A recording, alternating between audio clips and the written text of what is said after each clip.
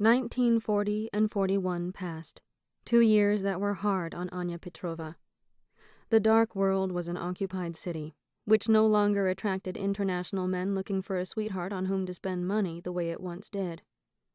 The first few years after the Japanese takeover in the fall of 37 had not been so bad, but once all Europe was at war, it seemed the only people in Shanghai with money to spend were Japanese. In the summer of 1941, she and her friend Li Lan began seeing high-placed Japanese, in secret, since anyone consorting with the conquerors was automatically in danger. They traveled separately to the Japanese sector in Ja Bay and met their clients in private spaces, never entering or leaving with them. But the men, military officers, were polite, certainly better than the Nazis, who had been making their presence felt in Shanghai for many months. Next to them, her Japanese escort seemed desirable.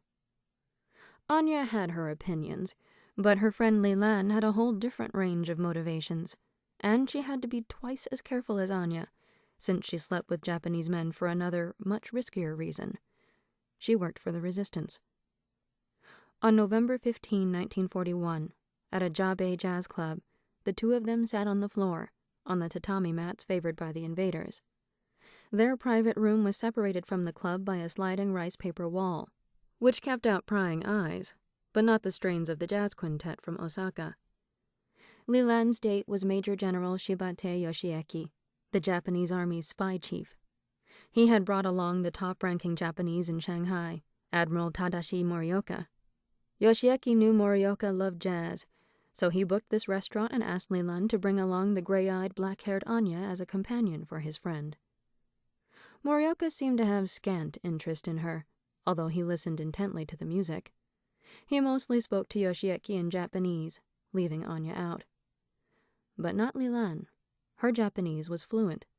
Her grandmother was Japanese, and she had grown up in the north, speaking the language at home, a fact she concealed with great care.